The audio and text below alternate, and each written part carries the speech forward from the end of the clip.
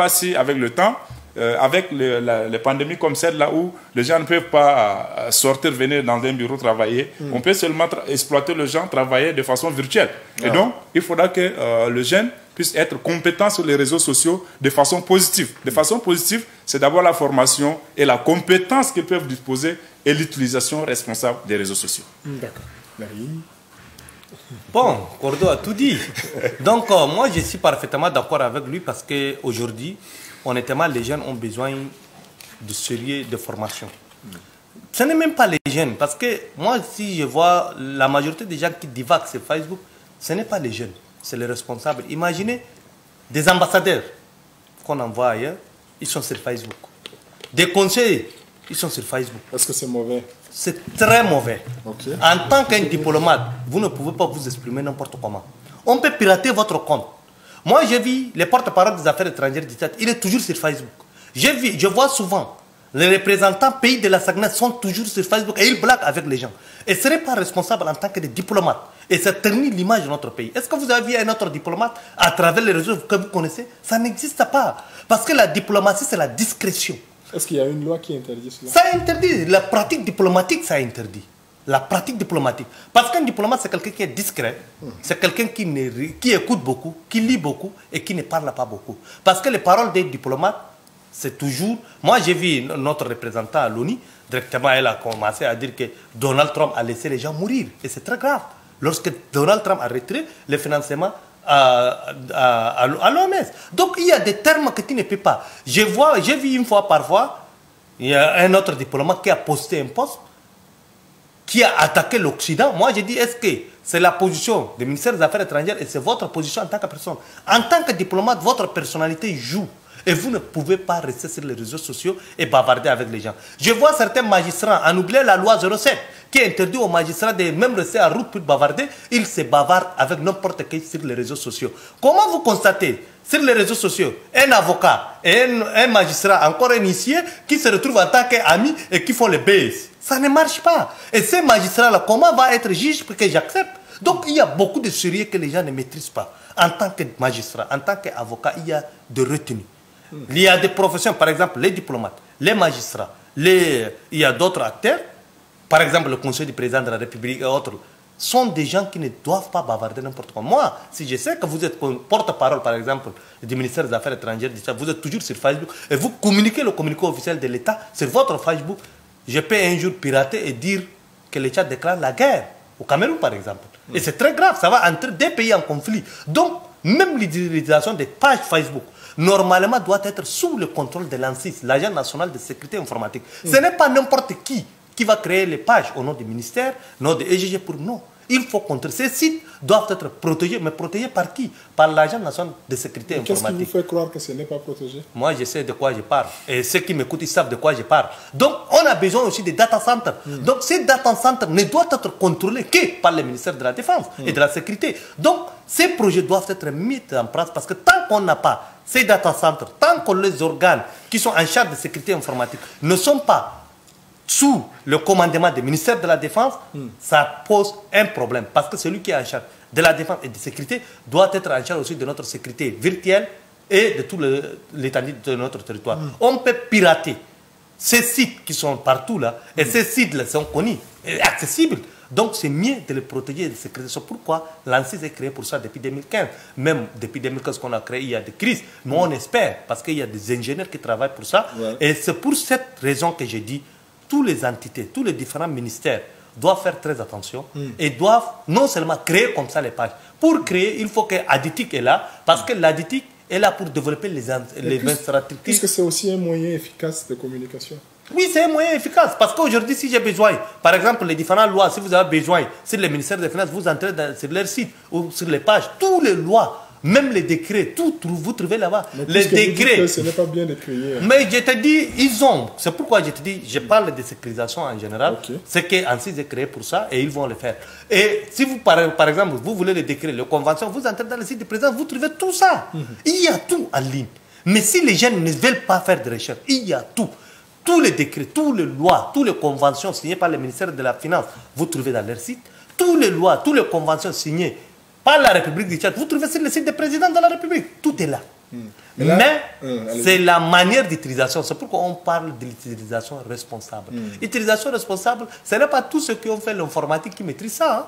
Et il y a d'autres domaines, parce que le domaine virtuel, le domaine des gouvernances d'Internet, c'est multidisciplinaire. On a besoin de tout le monde. Et tout le monde apporte. Lorsque nous, on voyage pour le forum sur le gouvernance d'Internet ou pour ICANN, Internet Corporation Name Number, vous trouvez beaucoup de choses qui sont là. Avant, les points TD, ce n'est pas sur la souveraineté du Tchad. C'est une autre entreprise. On s'est bâti pour qu'Aditic prenne la souveraineté. Et maintenant, c'est l'identité. Par exemple, Camojet. On va mettre Camojet.td. ITV.td au lieu de mettre .com, donc pour montrer que nous sommes au Tchad. Donc il y a beaucoup de choses qui sont là pour montrer notre identité et notre attachement à la nation. Comme la carte d'identité nationale, en ligne, c'est le .td. C'est le .td qui est votre identité en ligne. Le .td, le .com, le .sn, le .fr, chaque pays a son identité sur les réseaux sociaux. Et on parle aussi des différents régulateurs, par exemple ARCEP au Tchad, ils sont là pour réguler les différents opérateurs de téléphonie mobile et de fournisseurs Internet. Donc il y a beaucoup de corpus qui sont là. Nous, on a tout ça. Il reste seulement que les gens comprennent où on travaille ensemble. D'accord. Nous tendons doucement vers la fin de cette émission.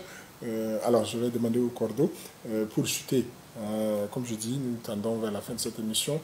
Vous avez des jeunes qui vous suivent, surtout que nous avons abordé ces premiers aspects des réseaux sociaux. Nous allons encore aborder l'aspect juridique et tout ça. Et quel est ce que vous direz, qu'est-ce que vous direz à tous ceux qui vous regardent, surtout concernant l'utilisation des réseaux sociaux, sachant qu'il y a des conséquences juridiques. Ok, merci Mardoché. Moi je pense que pour tous ces jeunes-là qui sont en train de nous suivre en ce moment. Ça peut ne pas être les jeunes, hein, parce que oui, tous ceux-là, parce que j'ai parlé de jeunes, parce que je suis jeune, et je pense que c'est eux qui sont beaucoup plus sur les réseaux sociaux également, quand même que beaucoup d'autres personnes également utilisent. Le message que j'ai à leur adresser, c'est que oui, être sur les réseaux sociaux, c'est une bonne chose, mais son utilisation, il faudra qu'on le fasse de façon responsable. De façon responsable, je vais dire pas responsable, là, il faudra qu'on puisse en profiter de ces réseaux sociaux-là. Par exemple, pour les jeunes entrepreneurs, ils ont des produits, ils peuvent mettre ces produits-là sur les réseaux sociaux et les gens peuvent regarder la qualité de leurs produits sur les réseaux sociaux. Ils peuvent communiquer à travers ces réseaux sociaux-là sur ce qu'ils font comme activité. Je pense que de cette façon-là, personne ne viendra nous dire pourquoi vous essayez de publier les produits que vous faites à votre niveau. Parce que nous le faisons pour communiquer autour de ce que nous faisons. Il y en a qui font également des commerces. Je vois que beaucoup sont en train de l'utiliser de façon vraiment responsable également pour ceux-là qui ont pris conscience. Nous voudrions bien que tous les jeunes qui sont en train de nous suivre puissent prendre le pas de ceux-là qui sont en train d'exploiter les réseaux sociaux positivement, parce que les réseaux sociaux peuvent également être des sources qui peuvent nous faire rentrer des moyens à travers nos articles que nous avons et à travers bien d'autres activités que nous sommes en train de mener. Et en cette période, je voudrais mettre un accent particulier sur l'utilisation des réseaux sociaux, surtout le côté des formations. Parce que quand nous n'avons pas une jeunesse formée, certainement, nous n'allons pas avoir les idées contradictoires. Et s'il n'y a pas de débats contradictoires, nous ne pouvons pas avoir un pays qui va avoir des leaders qui se contredisent pour un point de vue donné, mais qui peuvent être ensemble sur un point de vue qui pourra également qui pourrait être partagé par tout le monde également. Donc, tout ce que je peux dire, c'est d'éviter de s'attaquer aux personnes à travers les réseaux sociaux. Je suis de ceux-là qui peuvent oser dire ce qui ne marche pas sur la gestion de la chose publique pour que les choses puissent marcher. Pour ça, nous ne pouvons pas dire aux jeunes de ne pas se prononcer. Non, c'est de lier également, de dire ce qu'ils en ont au cœur pour pouvoir s'exprimer ouvertement sur la gestion des biens communs. Et pour ça, franchement, je pourrais vraiment les encourager de le faire. Et en même temps, quand on fait des critiques dans ce sens, il faudra que nous fassions des propositions pour que nos critiques ne peuvent pas être seulement... pour que nous ne soyons pas seulement des personnes qui critiquent sans faire des propositions. Il faudra que nous critiquons et en même temps faisons des propositions qui pourront améliorer nos vécus quotidiens. Et donc, pour tout cela, ce n'est pas seulement le jeune, je pense qu'il y a également nos aînés. Au lieu qu'ils soient sages, pour nous donner des exemples à travers les réseaux sociaux, ceux-là, quelquefois, utilisent très mal les réseaux sociaux qui nous conduisent vers la division, qui nous conduisent vers des débats qui ne sont pas constructifs. Je pense que pour ceux-là également, nous sommes leurs cadets, mais qu'ils essayent d'être un exemple pour nous, pour qu'on puisse vraiment le suivre avec des personnes que nous pourrons dire que nous avons des modèles qu'on n'a pas la chance de les rencontrer physiquement, mais à travers les réseaux sociaux, ils nous prodiguent des conseils qui nous permettent de vraiment être des Tchadiens unis pour la construction de cette nation-là. Et je pense que tout Tchadien doit considérer qu'il est Tchadien et chercher les détails d'ethnie qui ne fera que nous diviser, les replis identitaires. Je pense que nous ne sommes pas pour ça. Si nous voulons un Tchad uni, un Tchad qui va se développer très rapidement, c'est notre union et c'est d'éviter d'être dans le petit groupe qui fera diviser le Tchadien et qu'on parle du Tchad et non de nos ethnies. Et je pense que c'est le message que j'ai à donner à ces jeunes-là et à toutes autres personnes qui sont en train de nous suivre en ce moment sur Electron TV. Merci pour ces conseils. Je reviens à M. Larry en guise de mot de fin. Conseil, qu'est-ce que vous direz? Mot de fin, j'appelle seulement les gens à être responsables, de ne pas déverser la haine, de ne pas créer la division sur les réseaux sociaux. Et surtout, moi, ce qui me fait plus mal, c'est s'attaquer à nos forces de défense et de sécurité et s'attaquer à l'image de notre pays. Quoi qu'on dise, les ministres, les membres du gouvernement, même s'ils font quelque chose, si vous voulez les interpeller, il faut être responsable. Injurer un membre du gouvernement, c'est pénalement condamné. Attaquer l'image de ton pays, c'est pénalement condamné. Et même, on peut dire que c'est attaqué comme un terroriste. Parfois, je vois certaines personnes qui soutiennent aussi le terrorisme contre les Tchad. Donc, faisons très attention. Le Tchad nous appartient. Nous, on va partir, mais le Tchad va rester. Donc, pour cela, il faut qu'on soit responsable.